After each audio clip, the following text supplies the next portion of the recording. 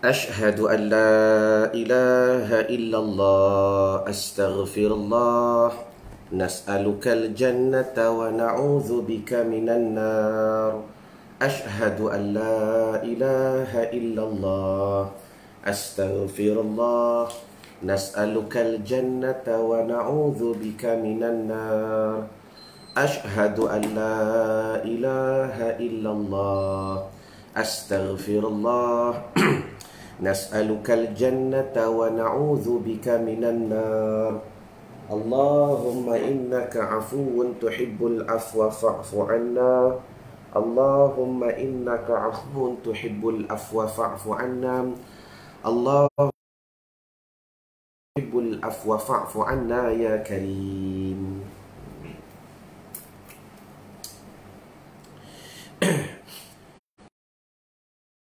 بارك عليه وعلى آله اللهم أنت لها ولو عزمت فرجها بفضلي بسم الله الرحمن الرحيم. Ya Allah, ya Tuhan kami, Engkau lah Tuhan yang menguasai di atas tiap-tiap perkara. Pada besar lagu mana sekalipun Kau permudahkan ia dengan kemuliaan. Bismillahirrahmanirrahim. Ya Allah, ya Tuhan kami, Engkau lah Tuhan yang menguasai di atas tiap-tiap masalah.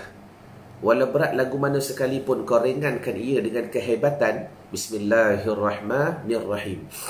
Ya Allah, ya Tuhan kami, Engkau lah Tuhan yang menguasai di atas tiap-tiap qada dan qadar. Walau hebat lagu mana sekalipun Kau rungkaikan ia dengan kehebatan. Bismillahirrahmanirrahim. Allahumma sallimna li Ramadan. Ya Allah, mudah-mudahan Kau terus memberikan kepada kami kesejahteraan, kekuatan, kehebatan dan kudrat pada Ramadan pada kali ini. Wasallim Ramadana lana ya Allah. Engkau bantu kami ya Allah, Kau sampaikan kami ya Allah sehingga penghujungnya Ramadan. Wa tasallamhu minna mutaqabbala. Ya Allah, Kau sejahterakan Ramadan kami pada kali ini, dan mudah-mudahan apa ibadah yang kami lakukan, ketaatan yang kami buat, pelajaran yang kami belajar, sedekah, zakat dan apa jua kebaikan yang kami lakukan pada Ramadan pada kali ini, daripada sekecil-kecil ibadah sehingga sebesar-besar ibadah, mutaqabbala, mudah-mudahan Kau terima ya Allah semuanya, kulluh, semuanya ya Allah Kau terimalah daripada kami.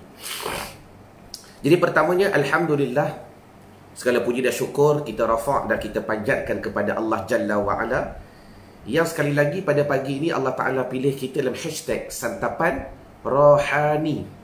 Yang mudah-mudahan pada pagi ini tuan-tuan, kita mendapat satu input dan kita mendapat satu kesedaran apa yang kita nak bincangkan pada pagi ini. Bila mana mengalirnya air mata, bila mana mengalirnya air mata daripada matanya kita. Sedangkan baginda Nabi SAW, hurrimat, diharamkan ainun, akan mata, yang menangislah ia kerana takutkan Allah Subhanahu wa ta'ala. Nabi pernah sebut dalam hadis yang begitu sahih, diharamkan akan mata yang menangis kerana takutkan Allah Jalla wa'ala. Artinya tuan-tuan, kalau mata menangis diharamkan masuk neraka, agak-agak mata saja ke tak masuk? Allahumma salli wa sallim wa barik alaihi wa ala alihi. La. Bila nisbah mata tak masuk dengan tubuh badan sekali tak masuk neraka. Bukan bermakna mata ni Allah Ta'ala pisahkan, diletakkan dekat tempat lain, tubuh dulu kena azab. La. Bila mana mata tak masuk neraka, mudah-mudahan jasad bagi mata itu, tubuh bagi mata itu juga dijauhi daripada api neraka. Jelas ke jelas? Jadi kesimpulannya, pada pagi ni tuan-tuan muslimin muslimat, sahabat-sahabat hamba dunia akhirat, kita akan bincangkan berkenaan 9 keutamaan menangis. Kita menangis ni sebab apa? Tu persoalan yang kita nak bincangkan.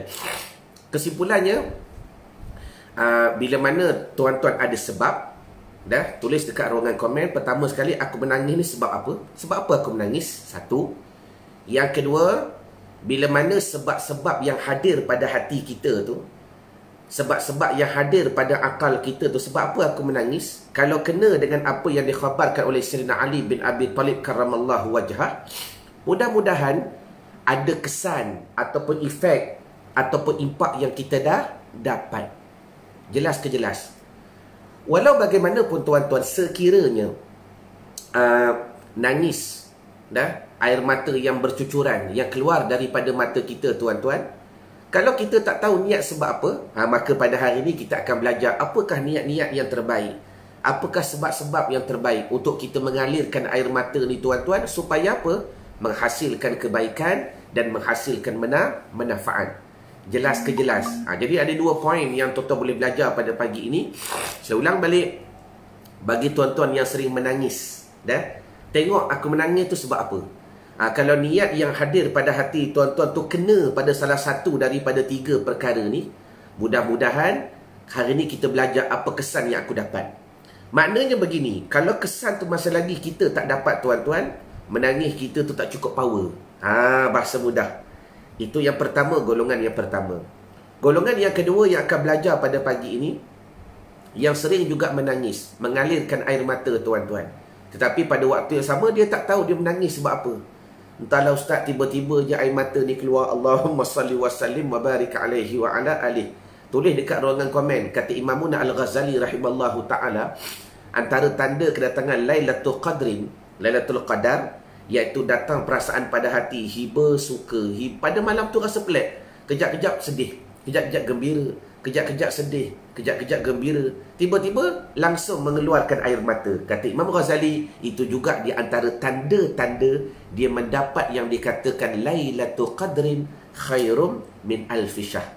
Jelas ke jelas? Allahumma salli wa sallim wa barik alaihi wa ala alihi. Jadi maknanya, golongan yang kedua, yang kalian sering menangis, bangun qiyam, bangun tengah-tengah malam menangis, kadang-kadang tak tahu niat. Kita belajar hari ni apakah niat yang terbaik yang perlu ada pada hati tuan-tuan. Untuk apa? Allahumma salli wa sallim, untuk kita menghasilkan apakah natijah, apakah manfaat, supaya apa? Menangislah. Sebab sedangkan Nabi pernah bersabda, hurrimat ainun bakat min khasyatillah, diharamkan mata yang menangis kerana takutkan Allah Subhanahu wa ta'ala. Jadi seperti biasa, apa khabar anda di sana pada pagi ini? Seperti biasa, saya melihat kalian istiqamah. Pagi-pagi masuk dah update dah. Terima kasih, tahniah saya ucapkan kepada kalian.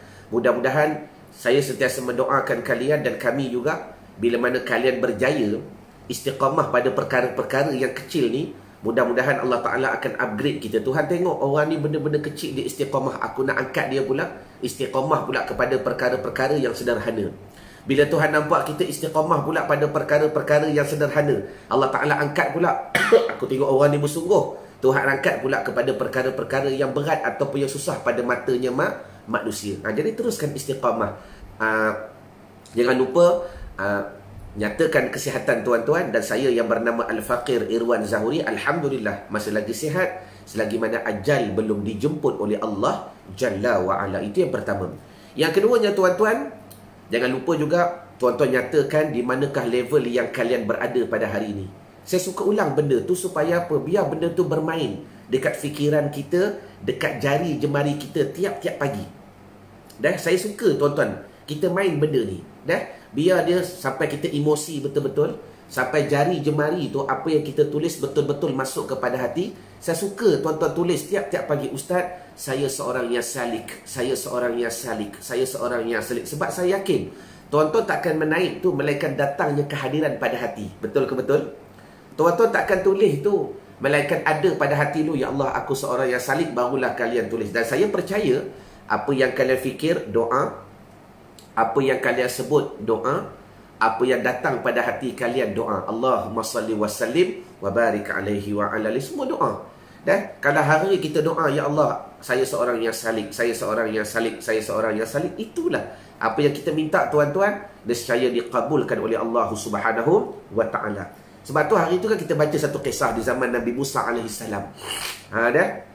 Di zaman Nabi Musa nak ceritakan keberkatan, kehebatan berdoa, dan kita dok minta Allah Ta'ala akan bagi. Bila mana seorang perempuan berjumpa Nabi Musa AS, ya Musa, Dah, ya Nabi Allah Musa, kau tolonglah minta dengan Allah Ta'ala. Dah, kau tolonglah doa kepada Allah Ta'ala. Aku nak anak sangat ni. Aku nak anak sangat. Maka Nabi Musa kan boleh berkata-kata dengan Allah. Kallamallahu Musa takliman. Tatkala Nabi Musa berkata dengan Allah Jalla wa'ala, Allah Ta'ala terus jawab. Dah takdir pada azali dah, perempuan ni memang mandul, bahasa kita. Dah takdir pada azali dah, perempuan ni memang mandul, tak boleh beranak. Okey. Maka Nabi Musa pun sampaikanlah kepada perempuan tadi.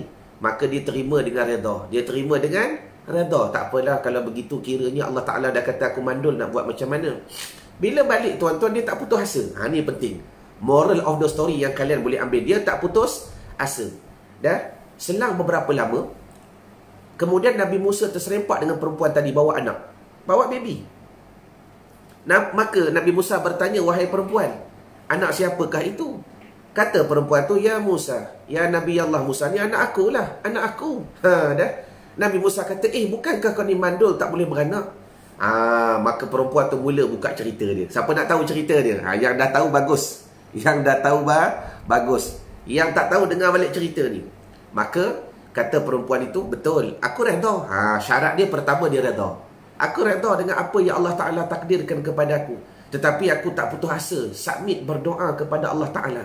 Dan setiap kali aku berdoa kepada Allah, ya Allah, aku nak anak. Aku yakin Tuhan jawab aku mandul. Tetapi aku balas pula dengan Ya Rahim. Ya Rahim. Ya Rahim. Dah, Ya Rahim. Allahumma salli ala sayyidina Muhammad.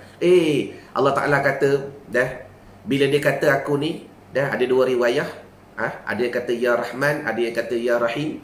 Setiap kali aku berdoa, dia kata Ya Rahim. Setiap kali dia berdoa, dia kata pula dengan aku Ya Rahim, Ya Rahim, Ya Rahim, Ya Rahim, Ya Rahim, Ya Rahim.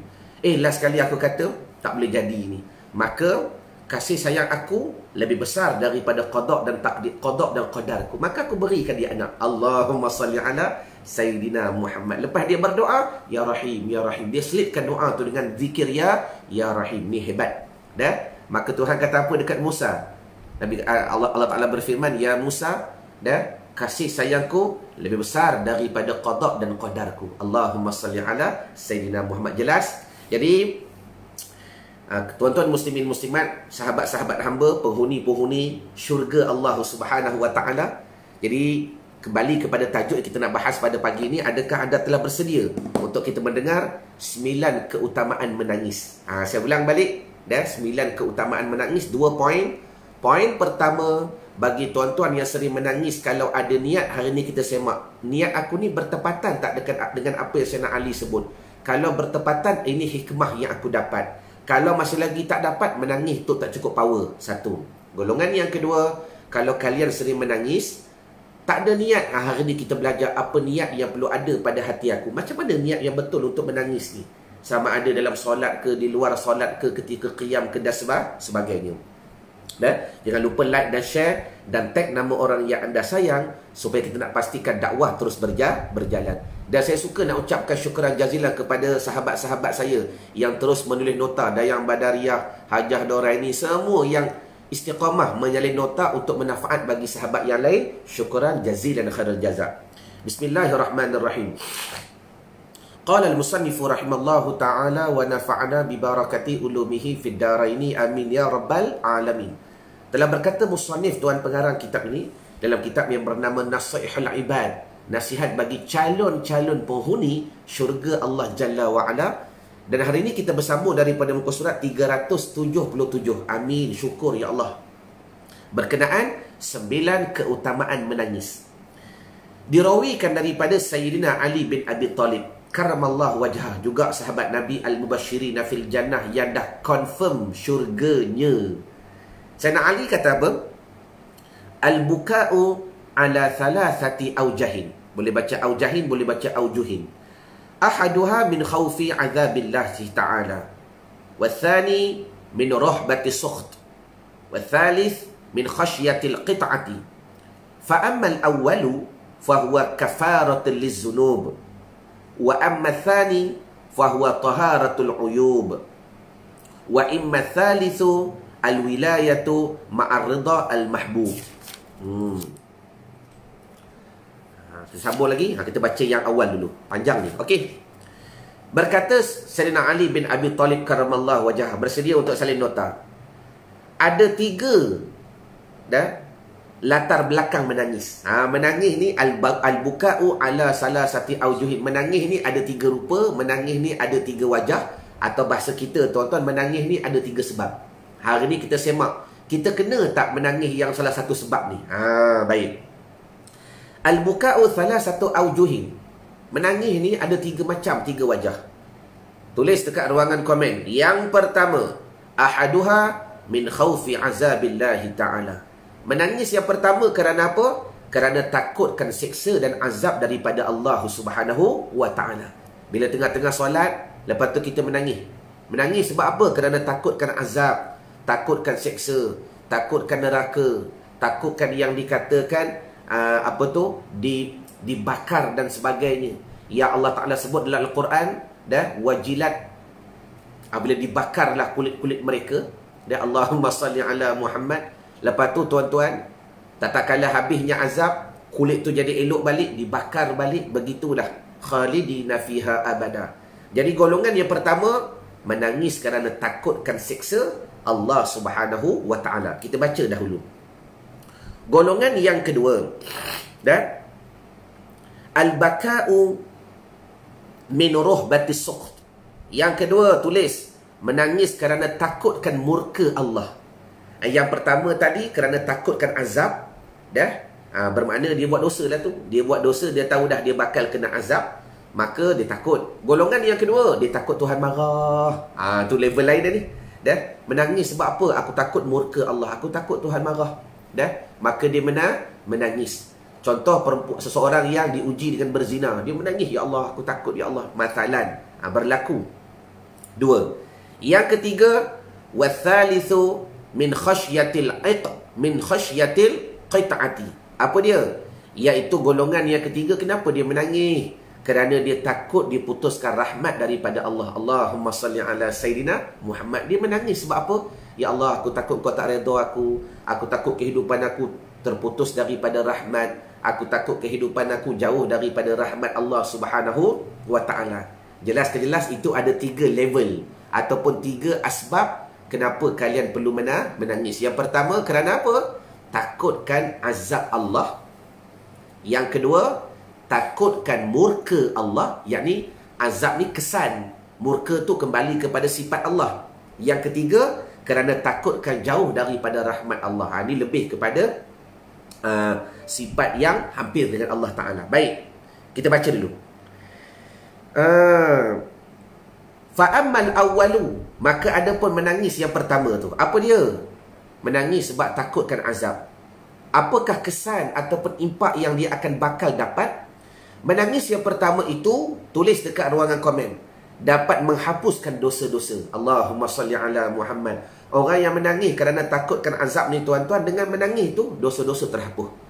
Dosa-dosa terhapus, dapat menghapuskan dosa-dosa. Sebab apa tuan-tuan? Tuan-tuan kena belajar dosa ada 2.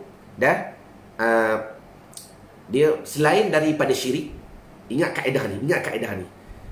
Walaupun kita menangis, kemudian antara kesan yang kita akan dapat menangis kerana takutkan azab Allah, antara kesan yang diberikan, menangis, aliran air mata tu akan menghapuskan dosa-dosa. Okey, dengar dah. Dosa ni, Nabi pernah bersabda, selain daripada dosa syirik, semuanya Allah Ta'ala boleh ampun. Semuanya Allah Ta'ala boleh ampun. Jangan takut, besar ke kecil ke, asal kita minta ampun. Illa asyirku, melainkan dosa syirik, dah Allah Ta'ala tak akan ampunkan, melainkan kalau kita sungguh-sungguh minta ampun. Maknanya apa? Tulis dekat ruangan komen tuan-tuan. Sebab kita nak combinekan kepahaman ni dengan ilmu tauhid. Kita nak combinekan kepahaman ni dengan ilmu tauhid. Maknanya, kalau tuan-tuan rasa dengan menangis itu dihapuskan dosa, tuan-tuan, hakikat Allah Ta'ala ampunkan dosa kita min rahmatillah. Sebab apa? Menangis yang dosa yang diampunkan selain daripada syirik. Selain daripada syirik, Allah Ta'ala boleh ampunkan kalau kita pun tak minta ampun. Tu hikmat dia. Maknanya dengan menangis banyak, Allah Ta'ala boleh ampunkan dosa-dosa kita. Walau sebanyak buih di lautan. Apatah lagi bulan Ramadan. Apatah lagi bulan Ramadan. Banyakkan menangis. paksa diri untuk menangis. Yang penting niat yang pertama, aku takutkan azab. Sebab tu tuan-tuan, Habib Umar bin Muhammad bin Salim bin Hafiz. Habib Umar ni kalau jadi imam, lebih-lebih lagi kalau solat tarawih dan sebagainya, kalau jumpa ayat-ayat azab, ni cerita bab azab lah ni.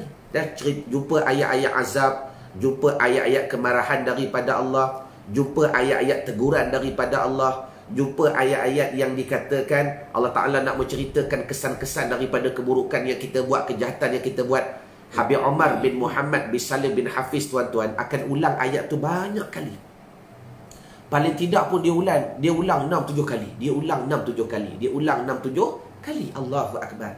Apa yang berlaku? Kesan daripada faham tu, kejap-kejap pun ada seorang belalak. Kejap-kejap pun ada seorang menangis. Kejap-kejap pun ada seorang menjerit. Kejap-kejap pun ada seorang pengsan. Kerana apa? Takjub daripada takut daripada azab daripada Allah Subhanahu wa Ta'ala. Jadi poin yang pertama yang kita akan belajar pada hari ini, menangis ni bagus. Satu. Yang kedua, kalau menangis kerana, tanya hati balik, menangis sebab apa? Kalau tuan-tuan menangis kerana takutkan azab, duk fikir dosa banyak, takut besok kena azab, dia menangis. Kesan dia, tangisan itu menghapuskan dosa-dosa. Allahumma salli ala Muhammad. Menangis tu, kesan tu daripada menangis tu menghapuskan dosa-dosa yang lalu. Kalau dihapuskan dosa, bukan sebab menangis, min rahmatillah, semata-mata rahmat daripada Allah Subhanahu wa Ta'ala. Jelas ke jelas? Dah? Sebab tu tuan-tuan nak faham rahsia ni, kena banyak baca Quran, faham makna. Sebab punca bila mana kita baca Quran tak faham makna lah, kita tak jumpa. Bukan tak jumpa, ayat tu kita baca. Tapi bila kita tak faham, kita tak baca dengan zauq dan wujudan. Kadang-kadang baca Quran pun tak mengalir air mata sebab baca. Dah? Padahal ayat tu cerita bab azab, cerita bab teguran, cerita bab apakah perkara yang bakal Allah Ta'ala uji kepada kita di akhirat kelak, di neraka kelak dengan kesalahan yang kita lakukan. Tapi kerugian bila tak faham tu tuan-tuan. Sebab tu kalau boleh Ramadan ni, kalau tuan-tuan nak khatam dahulu, bagus khatamkan dahulu, buat sesegera yang mungkin. Dah? Baca sampai khatam, kalau nak khatam lah. Tapi nak cerita khatam ni tuan-tuan, tiap-tiap tahun dah khatam Quran, bagus. Why not? Kenapa tidak Ramadan pada kali ini baca Quran faham makna, baca Quran faham makna, baca Quran faham makna. Dah? Saya dah cadangkan kepada tuan-tuan dalam siri-siri hashtag Satapan Rohani yang lalu. Baca tafsir. Dah? Lebih lagi baca tafsir Al-Azhar karangan Abuya Hamka, Profesor Abuya Hamka. Kerana apa? Tafsir yang dia bawa, syarahan yang dia bawa tu dekat dengan diri kita. Dekat sangat. Dia bawa tu dalam bentuk live, dalam bentuk kehidupan kita yang sebenar. Jelas ke jelas? Kalau rasa panjang sangat, bacalah tafsir.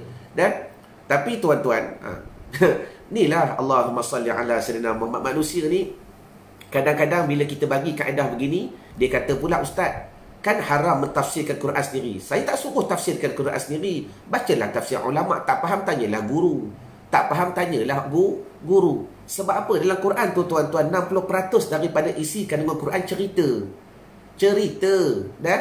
Dari situ banyak perkara-perkara yang kita boleh dapat faham. Jelas ke jelas? Allahumma salli wa sallim wa barik alaihi wa ala alihi. Satu. Jadi, dua golongan, saya repeat balik, kita back to basic tadi. Golongan yang pertama, tuan-tuan dah menangis. Kalau tuan-tuan menangis selama ni betul-betul kerana takutkan azab, maka khabar gembira dia, kesan yang bakal tuan-tuan dah dapat sebelum ni, dah dapat dah. Setiap tangisan tu merupakan penghapus dosa. Allahumma salli ala Muhammad. Menangis hapus dosa dah. Satu. Yang kedua, golongan yang kedua, dah, yang kita cerita mukaddimah tadi, kalau tuan-tuan sering menangis tapi tak tahu sebab apa niat, belajar kalau boleh. Ya Allah, aku menangis sebab apa? Duk fikir dosa banyak, takut sangat azab. Dah, takut sangat azab. Kalau tak hadirkan pada hati, sebut pada lidah tahu, ya Allah, aku takut azab kau, ya Allah, takut neraka kau, ya Allah, menangis.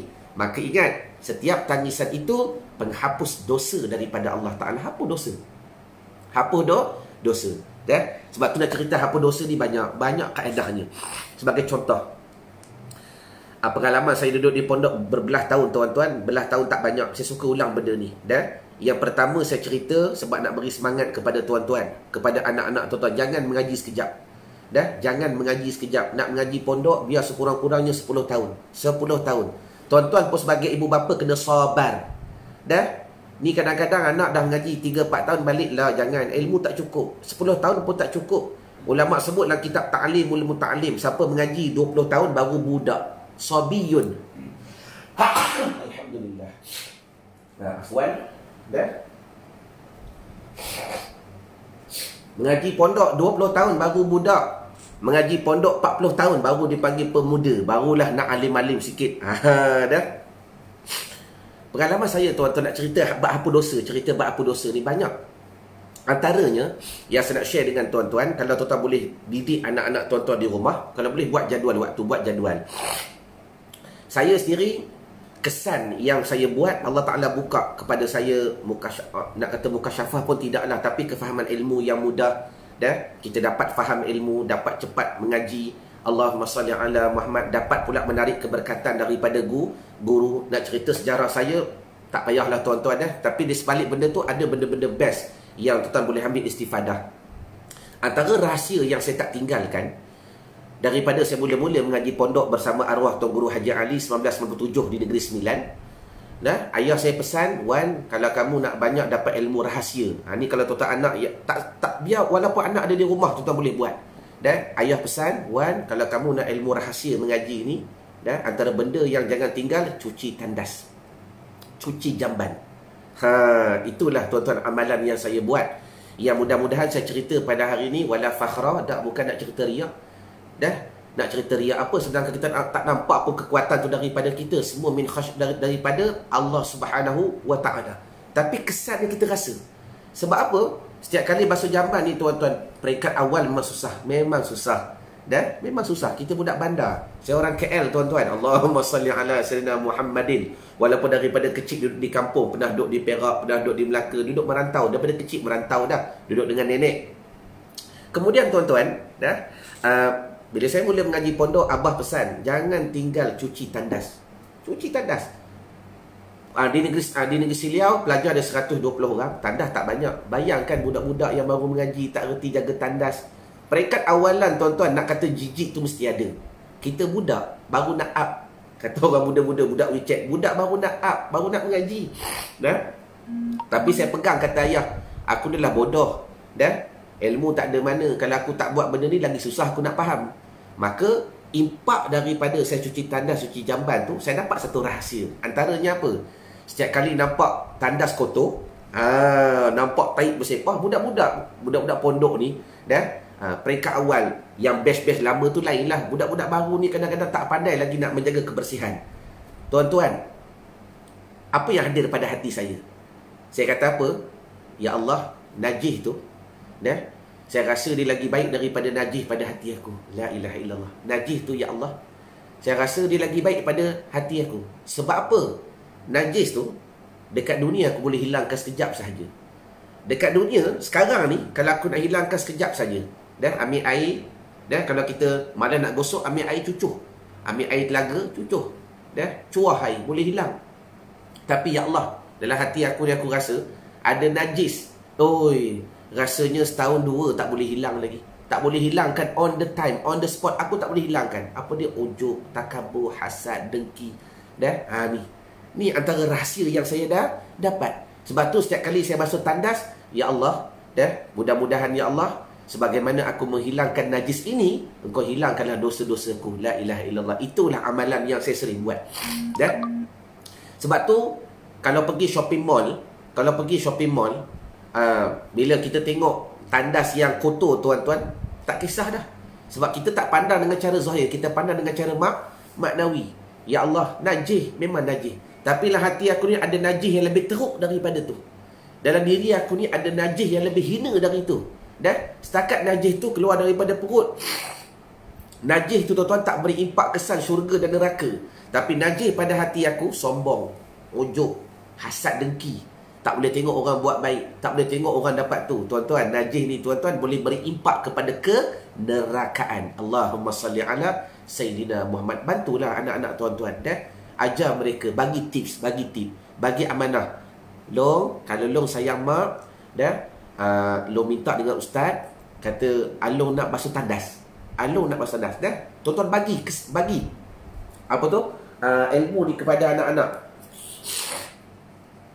Supaya apa tuan-tuan? Benda ni benda praktikal. Tuan-tuan takkan faham rahsia selagi mana kita tak buat. InsyaAllah benda ni berkat. Allahumma salli ala Sayyidina Muhammad. Sampai satu masa tuan-tuan kita akan nampak Allah najis tu lebih baik daripada kita ni. Betul. Sebab apa? Dekat dunia boleh hilangkan sekejap. Sekejap. Cuai kita ni riak, ujub, takabur bukan jalan yang sebentar. Kita nak buang sifat-sifat mazmumah, melainkan salikin perjalanan yang begitu panjang. Jelas ke jelas? Allahumma salli wa sallim wa barik alaihi wa ala alihi. Baik, sambung. Bagus Kak Maziah, benda tu bagus. Okey. Boleh sambung kepada yang kedua. Jadi golongan yang pertama, dia menangis kerana takutkan azab. Praktikalnya apa? Praktikalnya apa tuan-tuan? Baca Quran, faham makna. InsyaAllah tuan-tuan akan dapat rahsia ni. Bila tuan-tuan dah mula baca Quran, faham makna, nampak, dengar azab-azab Allah, mudah-mudahan keluar air mata. Keluar air mata tu lah. Biarkan dia, biarkan. Melainkan tengah solat, jaga-jaga. Jangan sampai tengah solat, saat lagi masuk, yang tu batal. Jelas ke jelas? Allahumma salli wa sallim wa barik alaihi wa ala alihi. Bagus, tak ada masalah, hamidah. Walaupun pekerjaan kita ke, yang penting benda tu berkat. Yang penting benda tu berkat. Jelas ke jelas? Baik, sambung. Wa amma thani, golongan yang kedua pula, dia menangis sebab apa? Tengok niat tuan-tuan selama ni menangis kerana min rahbatis suh, kerana takutkan kemurkaan Allah. Tanya diri masing-masing. Kalau tuan-tuan tak tanya, tuan-tuan tak tahu. Kalau tuan-tuan tak tahu, tuan-tuan kelaskan tuan-tuan nak duduk di mana. Golongan yang kedua siapa dia? Dia menangis kerana takutkan kemurkaan Allah. Aku takut Tuhan marah ni. Aku takut Tuhan marah. Aku takut Tuhan marah. Apakah kesan yang bakal dikaruniakan kepada kalian? Maka berkata Sayyidina Ali bin Abi Talib karamallahu wajhah, fahuwa taharatul uyub. Tulis dekat ruangan komen.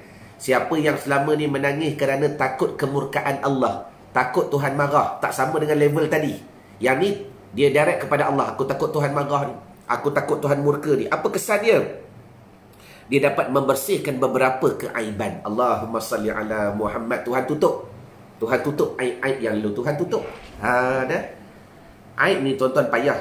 Aibun. Benda yang kejelikan yang kita lakukan. Sebab tu, tuan-tuan, nak cerita bab aib ni, macam mana kelak perjalanan kita di padang mahsyar.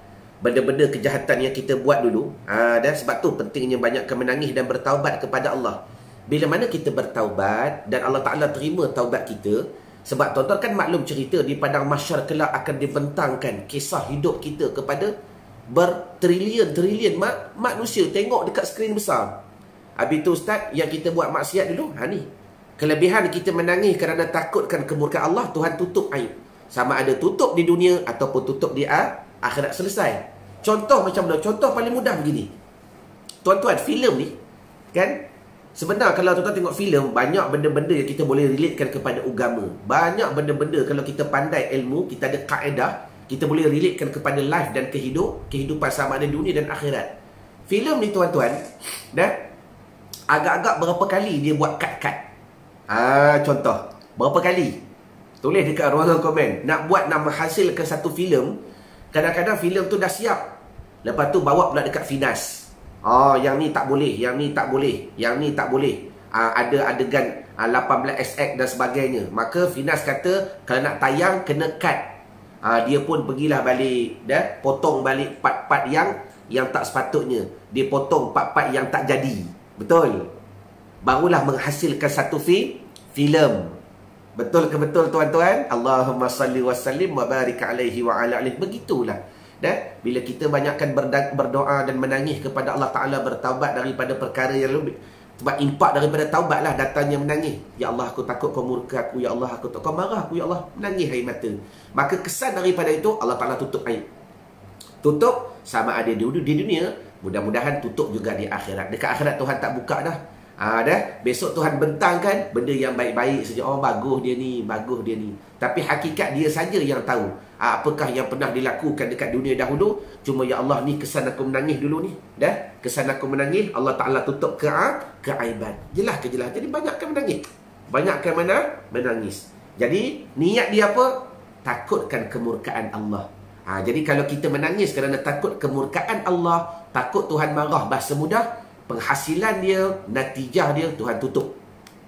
Kejelikan, perkara keburukan yang kita pernah buat, sama ada tutup di mata manusia, ataupun tutup di mata-mata malaikah, ataupun tutup di padang mahsyar Allah Subhanahu wa ta'ala. 2. Dan yang ketiga, wa amma thalisu. Apa dia golongan yang ketiga? Golongan yang ketiga, dia takut kerana apa? Dia menangis kerana apa? Menangis kerana min khasyatil qit'ati, kerana takut terputus rahmat. Kerana takut terputus rahmat. Okey, apakah kesan yang dia dapat? Wa amma salisu al-wilayatu ma'ar-ridal mahbub.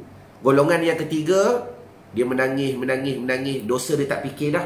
Dia tak fikir buat dosa dah. Sebab dia dah kata selalu dah dia bertaubat dengan dosa. Bab kemurkaan pun dia tak fikir dah. Dia takut, ya Allah, kalau kehidupan aku jauh daripada rahmat-Mu, ya Allah, kalau kehidupan aku tak dapat, dia menangis sebab tu. Maka orang ni, apa kesan dia dapat? Dia menjadi wali atau kekasih Allah dan memperolehi redha yang dikasihi. Allahumma salli wa sallim wa barik alaihi wa ala alihi. Jadi sini ada sikit shortcut. Terpulang, tuan-tuan boleh pilih nak duduk di level yang mana. Yang penting innamal a'malu binniyat. Kalau tuan-tuan menangis itu sebab apa? Ya Allah, bantu aku, ya Allah, aku takut sangat tak dapat rahmat-Mu. Aku takut sangat jauh daripada kasih sayang-Mu, ya Allah. Maka orang begini dicop dekat dahi dia. Saya cakap, bukan saya nak Ali cakap, bahasa mudah, dia bakal menjadi wali Allah dan dia mendapat redha daripada Allah Subhanahu wa ta'ala. Baik, saya nak bagi satu tip yang powerful.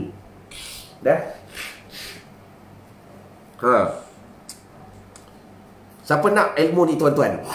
Ilmu ni dia agak berat sedikit, tapi saya bagi yang soft. Supaya tuan-tuan boleh handle masalah ni. Handle masalah sebab apa? Maksudnya begini, menangis ni bagus. Menangis kerana takutkan terputus rahmat. Benda ni bagus, tapi di sini ada satu triki yang tuan-tuan perlu belajar supaya Alhamdulillah. Yarhamukallah. Yahdina wa yahdikumullah. Afwan lakum. Okey. Nak bagi lagi ilmu baru. Baru. Ilmu ni, tuan-tuan, syarat terus like dan share dan tag nama orang yang anda sayang. Sekejap saya bersih. Alhamdulillahirabbil alamin. Allahumma salli wa sallim wa barik alaihi wa ala alihi. Ikut ke tak? Baik, afwan lakum. Rojokan yang tuan-tuan boleh faham. Apa tips saya nak bagi, trik saya nak bagi dalam memahami masalah ni. Memang tuan-tuan, kita kena menangis kerana takutkan rahmat daripada Allah terputus. Menangis, ya Allah, Engkau tak kasih sayang aku ke?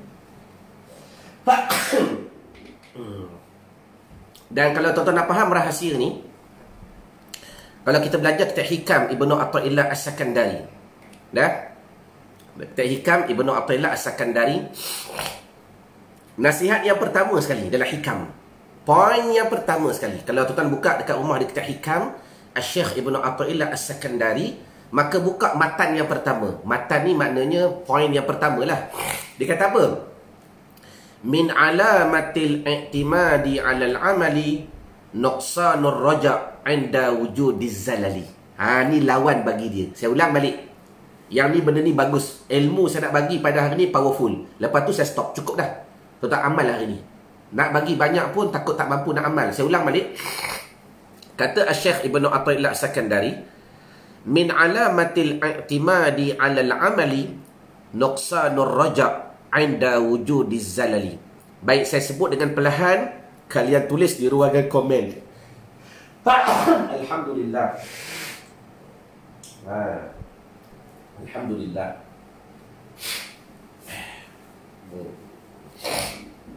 Selamat Mak Ngah tak ada hari ni. Sekejap lagi Mak Ngah marah saya guna tisu. Afwan Mak Ngah, tak ada sapu tangan Mak Ngah. Baik. Apa makna dia? Min alamatil i'timadi 'alal amali. Tulis dekat ruangan komen. Di antara tanda-tanda kalian berpegang dengan amal, ataupun tulis akulah ataupun saya. Di antara tanda-tanda saya berpegang dengan amalan, tulis, di antara tanda-tanda saya berpegang dengan amalan, nuqsanur raja' inda wujudi zalali. Kurangnya harap aku kepada Allah seketika diuji dengan maksiat. Tulis dekat ruangan komen. Dah tak nampak dah love dengan like berterbangan ni. Tuan-tuan, ilmu ni ilmu best ni. Best. Allahu Akbar. Dah tak ramai Allah Ta'ala pilih untuk dengar ilmu-ilmu begini. Dah. Saya ulang balik. Boleh insya-Allah Fatimah. Dah. Di antara tanda-tanda aku berpegang dengan amal. Apa tanda dia? Kurangnya harap aku kepada Allah seketika diuji dengan maksiat. Nanti saya syarah. Supaya kepahaman yang tadi kita relatekan dengan yang ni, tuan-tuan dapat di manakah triki dia. Dan tuan-tuan tahu macam mana cara tuan-tuan nak beramal. Dan nak jaga amal. Dan jaga hati.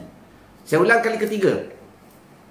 Min alamatil i'timadi 'alal 'amali nuqsanur raja' 'inda wujudiz zalali.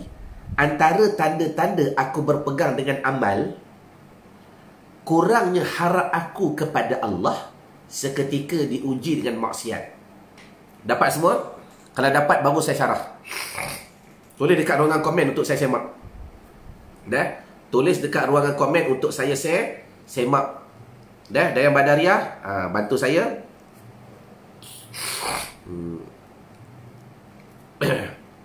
Sekejap tuan-tuan, saya nak semak. Dah? Supaya kalau ada kesilapan, on the spot kita boleh perbaiki. Baik, di antara tanda-tanda aku berpegang dengan amalan, terima kasih Dayang, kurangnya harap aku kepada Allah seketika aku diuji dengan maksiat. Okey, tuan-tuan boleh copy paste nanti. Maknanya begini. Dengar elok-elok. Dah? Tuan-tuan nak tahu level tuan-tuan, selama ni aku berpegang dengan Allah ke berpegang dengan amal? Itu kunci dia. Saya ulang balik. Selama ni aku berpegang dengan Allah ke atau aku berharap dengan amalan yang aku buat? Semayang, puasa, zakat, haji. Apakah kayu ukurnya? Tuan-tuan nak tahu, tuan-tuan berpegang dengan amal ke atau tuan-tuan betul-betul berpegang dengan Allah Subhanahu wa Ta'ala? Kunci dia, tanya diri balik. Bila Allah Ta'ala uji kalian dengan maksiat. Maksiat ni tak kira besar kecil. Dah? Lambat bangun subuh pun maksiat. Dah? Terpandang, datang nafsu, syahwat, rasa nak menipu walaupun sedikit, semua maksiat. Ingat tuan-tuan, bila sebut maksiat, tak usah kita fokus kepada yang besar. Yang kecil pun tetap maksiat. Buruk sangka pun maksiat. Datang kepada hati riak, ujub, takabur, rasa dah pun maksiat. Dengar elok-elok. Antara tanda-tanda kita ni berpegang dengan amal ke atau betul-betul kita berpegang dengan Allah, dah? Waktu Tuhan uji dengan maksiat, kita dah tak nampak Allah dah. Tak nampak Allah dah. Dah? Waktu kita diuji dengan maksiat, kita datang, penyesalan datang. Tapi kita sedih dengan maksiat tadi. Dah? Ya Allah. Dah? Kenapa ya Allah kau semakin jauh daripada aku? Maknanya begini. Kesimpulan antara triki yang saya nak bagi faham. Benda ni agak berat. Tapi saya yakin Allah Ta'ala yang pemberi ilmu, keilhaman, kefahaman kepada tuan-tuan. Saya khadam wal jadab sekadar menyampaikan. Dia triki dia begini. Triki dia, tuan-tuan, dalam apa jua keadaan, baik ke, buruk ke, jangan kita merasakan kita jauh daripada rahmat dan kasih sayang daripada Allah Subhanahu wa Ta'ala. Itu triki dia. Maknanya, dah, yang takdir kata Allah Ta'ala uji, Allah bangun lambat, tak apa, bangun lambat, bangun, lepas tu teruskan mandi-mandi, kewajipan solat terus buat. Tapi jangan kita merasakan kita sentiasa jauh daripada Allah. Itu triki dia. Sama ada dalam keadaan ketaatan, sebab maknanya begini, waktu dalam keadaan baik, kita boleh berasa, ya Allah, syukur ya Allah, pagi-pagi ni dapat masuk live. Dah, seolah-olah kita berasa rahmat Tuhan dekat dengan kita. Tetapi bila Tuhan uji kita dengan maksiat, terlewat sikit, tertidur, terlelap, masuk live lambat pagi tadi, 9.30 baru masuk masalah. Lepas tu dia menung, ya Allah, apa yang aku buat semalam ni ya Allah? Dah, yang menyebabkan sampai kau tarik rahmat daripada aku, sampai hari ni aku lewat masuk. Apa sebab? Habis. Sabar dulu. Tuan-tuan, Allah Ta'ala tak pernah berenggang dengan kita. Sebab itulah ilmu yang saya bagi dalam program interaktif Cinta Solat, Saya minta kerana Allah kepada tuan-tuan yang dah masuk program ni, tolong amalkan. Ilmu tu is very powerful. Tapi kalau saya bagi benda powerful pun, kalau tuan-tuan tak guna, tak jadi apa. Tak jadi apa. Saya minta kerana Allah, tolong amalkan, spot check balik. Semayang, waktu rokok, waktu sujud, apa niat yang hadir, yang perlu ada pada hati kita. Tuan-tuan, kalau setakat buat 40 hari, walaupun memang level tuan-tuan kalau masuk, lepas tu saya counter tu selama 40 hari, saya wajibkan terupdate hari-hari untuk saya pastikan kalian betul-betul beramal. Tapi ingat, sampai 40 hari tinggal, habis, rugi. Sebab benda tu kita nak betul-betul mesra pada hati ni. Kita dalam apa jua keadaan, kita nak senantiasa berada dalam rahmat daripada Allah. Tu cara otak kita bekerja. Sebab tu dia ajar kepada kita hari ni, kalau dia menangis kerana takut terputus rahmat, tu bakal jadi wali. Bakal jadi wali. Dan dia mendapat redha daripada Allah. Maknanya begini, bahasa mudah begini tuan-tuan. Saya ulang balik. Dalam apa jua keadaan, dalam apa jua, jangan tuan-tuan merasakan Allah jauh daripada kita. Jangan. Jangan. Tapi kalau kita rasa, ya Allah, adakah aku ni bakal terputus rahmat? Aku, bukan Allah. Tu tricky dia. Sebab tu saya ulang balik. Saya ulang balik, takut tuan-tuan confuse. Nak ulang balik ke? Takut tuan-tuan pening ni. Saya ulang balik, maknanya begini. Dalam keadaan ketaatan, kenapa tuan-tuan boleh rasa, ya Allah syukur, ya Allah, kita rasa best, seolah-olah Tuhan tu dekat dengan kita. Betul? Tiba-tiba Tuhan uji dengan maksiat, semua Tuhan uji. Pasti liyabluwakum ayyukum ahsanu amala. Jangan tuan-tuan pasti Tuhan uji, tak kira siapa, tok lebay, tok guru, tok syekh wali, ulama, syekh, semua Tuhan uji. Nabi-nabi je maksum pun uji, tapi Tuhan pelihara. Kita ni lap. Kesimpulannya, bila kita buat taat, boleh semayang, boleh zikir, boleh masuk live, boleh belajar, kita rasa hidup kita best dengan Tuhan. Tuan-tuan, benda ni banyak orang tergelincir. Tiba-tiba bila dia tak boleh buat benda-benda macam ni, dia tak boleh buat benda-benda macam ni, apa dia? Tuhan sekat dia belajar, dia tak boleh belajar. Dia kadang-kadang rasa malas nak semayang, rasa malas nak berzikir. Datang program dah datang program 3 hari 2 malam ICS. ICS ni tuan-tuan program selepas NBS. NBS ni program nak baki solat. Macam mana kita nak reset dulu otak dan hati. Dah reset baru kita boleh masuk. Nak masuk pula input, kena program 3 hari 2 malam interaktif cinta solat. Itu basic dia. Dah datang, tiba-tiba lama-lama tak buat. Bila tak buat ni, dia rasa, ya Allah, kau jauh daripada aku ke? Habis tuan-tuan. Tricky dia, jangan kalian merasakan kalian jauh daripada rahmat Allah. Jangan. Allah Ta'ala tak pernah jauh daripada kita. Wa huwa ma'akum aynama kuntum. Aku serta dengan kamu di mana kamu berada. Cuma kita kena cari di manakah angle, di manakah penyebab yang kadang-kadang kita merasa kita jauh daripada rahmat Allah. Kunci dia menangis. Ni kunci dia. Tuan-tuan, jelas ke jelas? Nak saya ulang lagi sekali ke? Saya rasa tak perlu ulang kot. Ilmu yang best tu, ilmu yang best gila. Min alamatil i'timadi. Maknanya begini, jangan berpegang dengan amalan. Kalau orang berpegang dengan amalan, tu tanda dia. Tu tanda dia. Dia pegang dengan amal, waktu dia beramal dia rasa best. Bila dia tak beramal, dia rasa tak best. Dia rasa Tuhan jauh. Itu tanda orang berpegang dengan amal. Kita tak nak. Kita nak cuba upgrade kepada satu level. Aku nak berpegang dengan Allah. Aku nak berpegang dengan Allah. I'timad, berpegang dengan tali Allah. Aku nak berpegang dengan Allah. Caranya, apa jua keadaan tuan-tuan, jangan sentiasa kalian merasakan Allah Ta'ala jauh. Kalau datang je perasaan Tuhan jauh, menangis. Ini kunci dia. Datang je perasaan, menangis sekejap, menangis. Tak, Tuhan tak jauh daripada aku. Tuhan tak jauh. Kerana aku takutkan aku jauh daripada rahmat, aku menangis. Sebab apa? Kita nak refresh diri kita balik. Allah Ta'ala tak jauh daripada aku, cuma aku je yang tak baik. Allah Ta'ala dekat dengan aku. Sentiasa jawab begitu. Level ni tuan-tuan, Allah level yang bagus. Level yang bagus. Tapi kena train.